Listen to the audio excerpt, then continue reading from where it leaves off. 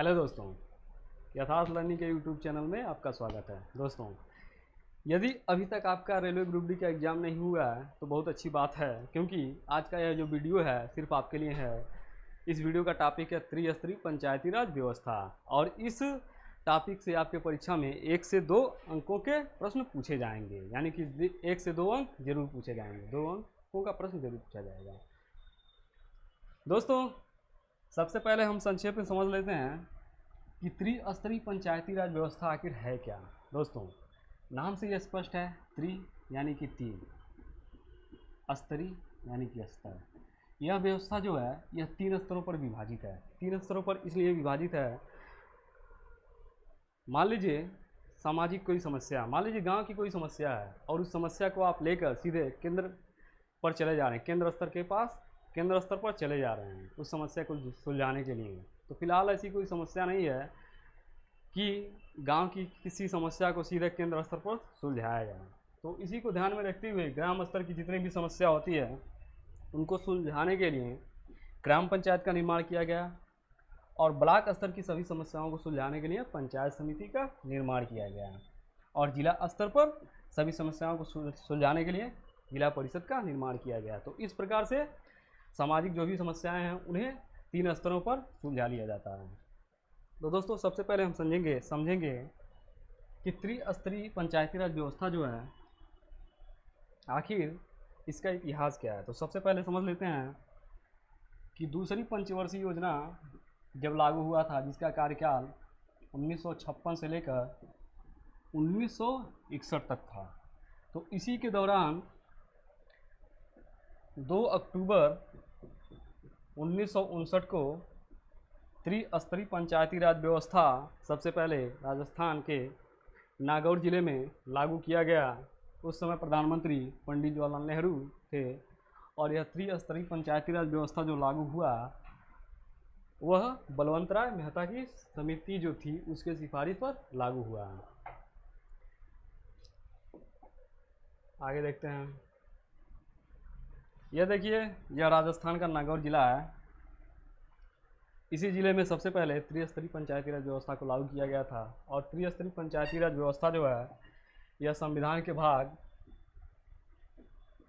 9 में है, और इसका वर्णन 11वीं अनुसूची में किया गया है। यानी कि 73वां संविधान संशोधन जब हुआ था 24 अप्रैल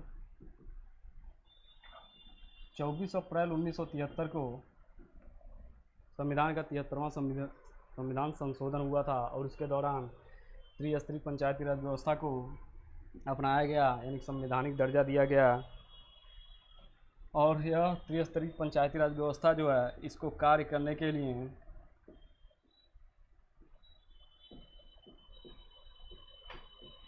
कुल 29 विषय प्रदान किए गए हैं, और इसके बाद 74वां संविधान संशोधन हुआ। यह भी 1993 में ही हुआ था, और इसके द्वारा स्थानीय निकाय यानी कि नगर पालिका जो है इसको संवैधानिक दर्जा दिया गया, और स्थानीय निकाय जो है इसको स्थानीय स्वशासन भी कहते हैं।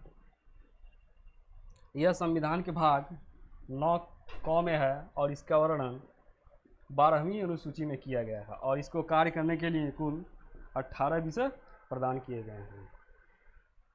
दोस्तों, यदि आपसे परीक्षा में प्रश्न पूछ लेता है कि स्थानीय स्वशासन जो है भारत में इसके जनक किसे कहा जाता है, किसे माना जाता है, तो यह हमारा हो जाएगा लॉर्ड रिपन। लॉर्ड रिपन को भारत में स्थानीय स्वशासन का जनक कहा जाता है। आगे देखते हैं।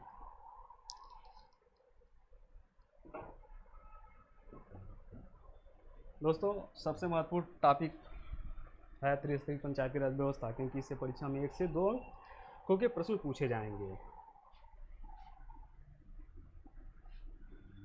आगे देखते हैं कुछ और तथ्यों को। देखिए, 24 अप्रैल 1973 को जो संविधान में 73वां संविधान संशोधन हुआ था, तो उसके द्वारा संविधान में त्रिस्तरीय पंचायती राज व्यवस्था को अपनाया गया, और 24 अप्रैल 2010 को उस समय प्रधानमंत्री मनमोहन सिंह जी थे। उन्होंने 24 अप्रैल को पंचायती राज दिवस के रूप में घोषित किया। तभी से प्रत्येक वर्ष 24 अप्रैल को पंचायती राज दिवस के रूप में मनाया जाता है। आगे देखते हैं दोस्तों, यहाँ पे हम देख लेते हैं पंचायती राज से संबंधित कितने भी महत्वपूर्ण अनुच्छेद हैं जिनसे परीक्षा में लगातार प्रश्न पूछा जाता है। तो इसमें सबसे पहले हमारा आ जाता है अनुच्छेद 40। इसमें ग्राम पंचायतों का प्रावधान किया गया है, यानी कि ग्राम पंचायत का वर्णन किया गया है। और अनुच्छेद 243 ये जो है इसमें ग्राम सभा का वर्णन किया गया है। और अनुच्छेद 243 बी जो है इसमें पंचायतों का संविधान कैसा होना चाहिए उसके बारे में बताया गया है। और अनुच्छेद 243 सी जो है इसमें पंचायतों की संरचना कैसी होगी इसके बारे में जिक्र किया गया है। और अनुच्छेद 243 डी जो है इसमें पंचायतों में किस प्रकार से आरक्षण प्रदान किया जाएगा उसका जिक्र किया गया है। तो दोस्तों, इस प्रकार से पंचायती राज व्यवस्था से संबंधित जितने भी महत्वपूर्ण तथ्य थे जिससे आपके परीक्षा में प्रश्न पूछा जा सकता है, उन सभी तथ्यों को मैंने आपके साथ साझा किया। यदि आप इस वीडियो को 1 से 2 बार देख लेते हैं तो त्रिस्तरीय पंचायती राज व्यवस्था से संबंधित जितने भी महत्वपूर्ण तथ्य हैं ये सारे तथ्य आपको याद हो जाएंगे। और याद नहीं होता है 1 से 2 बार देखने के बाद तो मैं आपको बता दे रहा हूँ कि यह वीडियो जो है इस वीडियो के डिस्क्रिप्शन में जाइएगा, वहाँ पर आपको टेलीग्राम चैनल का एक लिंक मिलेगा।